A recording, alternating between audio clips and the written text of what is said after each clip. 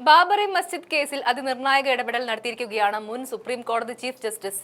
മസ്ജിദ് പൊളിച്ച് അവിടെ ശ്രീരാമക്ഷേത്ര നിർമ്മാണം പൂർത്തിയായി കഴിഞ്ഞു. ഇതിനുശേഷം ഏകദേശം 1.5 വർഷത്തിന് ശേഷമാണ് ന്യൂനപക്ഷ സമുദായത്തിനെതിരെ പരാമർശവുമായി മുൻ സുപ്രീം കോടതി മേധാവിയിൽ നിന്ന് വന്നിരിക്കുന്നത്.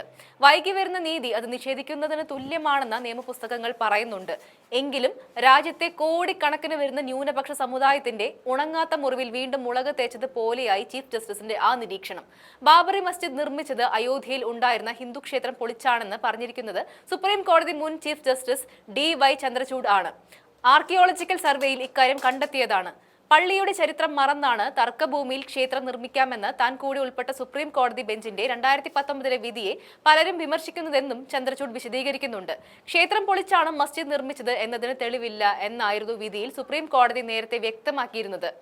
ഈ വിധി പറഞ്ഞ 5-അംഗ ഭരണഘടനാ ബെഞ്ചിലെ അംഗമായിരുന്നു ചന്ദ്രചൂഡ് ആണിപ്പോൾ ഈ വിധിയെ തന്നെ തള്ളിപ്പറയുന്നത്. വർഷങ്ങളായി സംഘപരിവാർ പറയുന്ന അതേ നിലപാടാണ് വിരമിച്ചപ്പോൾ ജസ്റ്റിസ് ചന്ദ്രചൂഡ് സ്വീകരിച്ചിരിക്കുന്നത്. ന്യൂസ് ലോണ്ടറി ഓൺലൈൻ ചാനലിന് നൽകിയ അഭിമുഖത്തിലാണ് ചന്ദ്രചൂഡ് ഇക്കാര്യം പറഞ്ഞത്. ക്ഷേത്രാവശിഷ്ടങ്ങൾ കണ്ടെത്തിയതായി ആർക്കിയോളജിക്കൽ സർവേ റിപ്പോർട്ട് ഉണ്ടെന്ന് അദ്ദേഹം അവകാശപ്പെടുന്നുണ്ട്. തെളിവ് ഉണ്ടാകുമ്പോൾ എങ്ങനെ കണ്ണടയ്ക്കുമെന്നും ചന്ദ്രചൂഡ് ചോദിക്കുന്നുണ്ട്.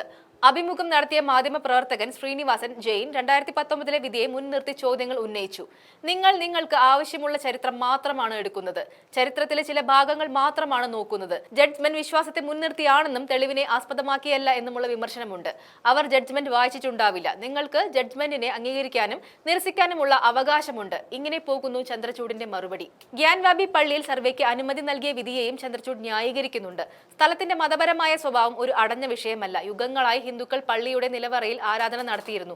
മുസ്ലിം പക്ഷം നിരന്തരം ഈ അവകാശവാദത്തെ എതിർക്കുന്നുണ്ടെങ്കിലും അതിലൊരു തർക്കത്തിനും ഇടയില്ല എന്നാണ് ചീഫ് ജസ്റ്റിസ് വിശദീകരിക്കുന്നത്. നേരത്തെ സുപ്രീം കോടതി ചീഫ് ജസ്റ്റിസ് ആയിരിക്കുന്ന വേളയിൽ പ്രധാനമന്ത്രി നരേന്ദ്രമോദി ചന്ദ്രചൂഡിന്റെ വസതിയിൽ സന്ദർശനം നടത്തുകയും ദുർഗാപൂജയിൽ പങ്കെടുക്കുകയും ചെയ്തിരുന്നു. ഇത് വലിയ വിവാദമായ സംഭവമാണ്. അതേ ചീഫ് ജസ്റ്റിസ് വീണ്ടും സംഘപരിവാറിന് അനുകൂലമായി പരാമർശം നടത്തുമ്പോൾ അതിന് പിന്നിൽ പല വ്യക്തിപരമായ താല്പര്യങ്ങൾ ഉണ്ടെന്ന് പറയേണ്ടി വരും.